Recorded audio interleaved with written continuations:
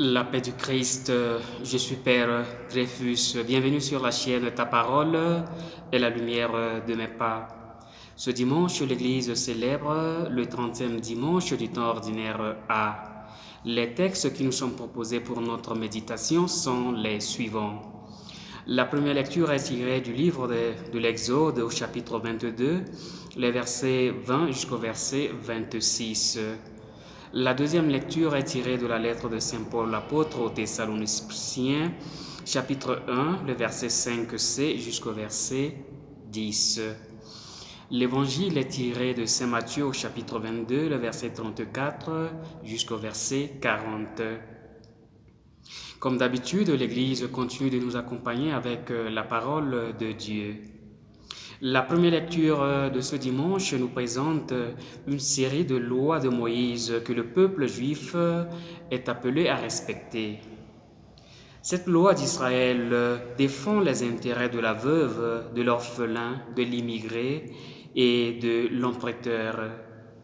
Cette loi est fondée sur la double expérience de l'esclavage en Égypte et de la libération par Dieu. Dieu s'est révélé comme celui qui entend la plainte des humiliés, qui leur rend leur liberté et leur dignité. Et il continue à travers la loi de prendre la défense des humiliés. Pour le peuple d'Israël qui a fait l'expérience de l'humiliation, il n'est pas difficile de se mettre à la place des humiliés. Je cite: tu ne maltraiteras point l'immigré qui réside chez toi, tu ne l'opprimeras point, car vous étiez vous-même des immigrés en Égypte. Fin de citation. Dieu est concerné par la souffrance humaine et il vient au secours des pauvres et des humiliés. Si le pauvre crie vers moi, je l'écouterai, car moi je suis compatissant. C'est de la loi qu'il est aussi question dans l'évangile de ce dimanche. Un docteur de la loi demande à Jésus, je cite: Maître, dans la loi, quel est le grand commandement? Fin de citation. On peut poser autrement cette question pour nous aujourd'hui. Pour la vie chrétienne, qu'est-ce qui est le plus important? Même si le texte nous dit que c'est pour mettre Jésus à l'épreuve, néanmoins c'est une question pertinente, car la loi comporte 613 commandements. Les pharisiens avaient l'habitude de discuter à longueur de la journée pour savoir quel commandement était le plus important. Il fallait hiérarchiser les divers commandements. La réponse de Jésus va au-delà du terrain juridique. Jésus ramène toujours ses interlocuteurs à l'essentiel. On l'interroge sur la loi, il puise sa réponse dans la loi. Il cite 2 commandements, tous deux inscrits dans la loi d'Israël, et il les place au même niveau. Aimer Dieu et aimer son prochain. Je cite: tu aimeras le Seigneur ton Dieu de tout ton cœur, de toute ton âme et de tout ton esprit. C'est dans le livre du Deutéronome, chapitre 6, verset 5. Cela fait partie de la profession de foi juive, le schéma Israël. Et tu aimeras ton prochain comme toi-même. C'est dans le livre du Lévitique au chapitre 19, verset 18. La nouveauté qu'apporte Jésus réside dans la jonction essentielle entre les 2 commandements, aimer Dieu et aimer son prochain. Dans sa réponse, il faut souligner ce verbe très important, le verbe dépendre. Je cite: de ces 2 commandements dépend toute la loi ainsi que les prophètes. Fin de citation.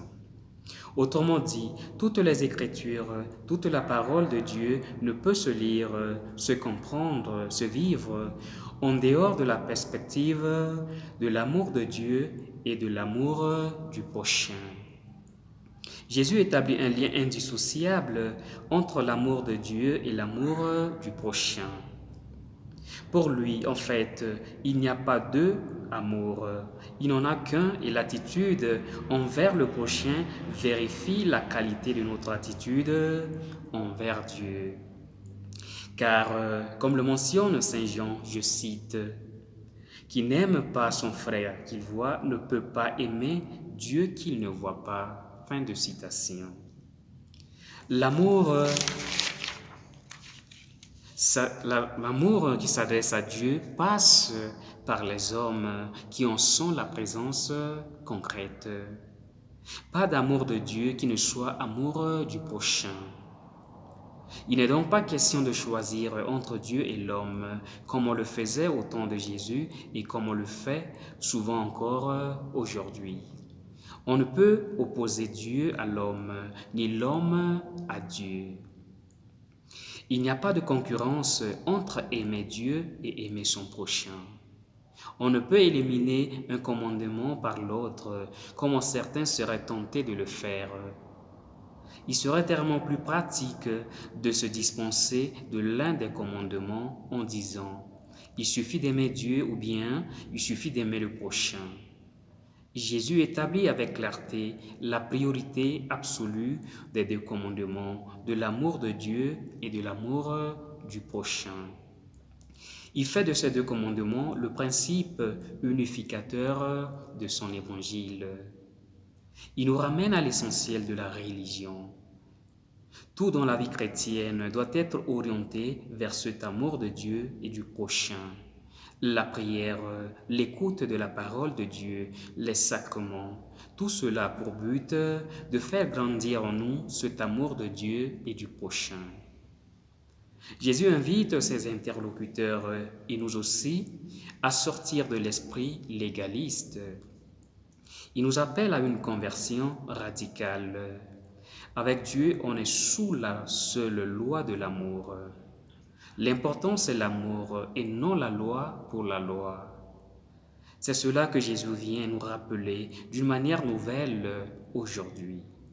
Ce qui fait la valeur d'une vie, c'est l'amour que nous y mettons. Nous ne valons que par l'amour et nous serons jugés sur l'amour. Que le Seigneur nous aide. Pour terminer, je vous invite une fois de plus à cliquer sur s'abonner pour ceux qui ne l'ont pas encore fait. Que le Seigneur, une fois de plus, vous bénisse.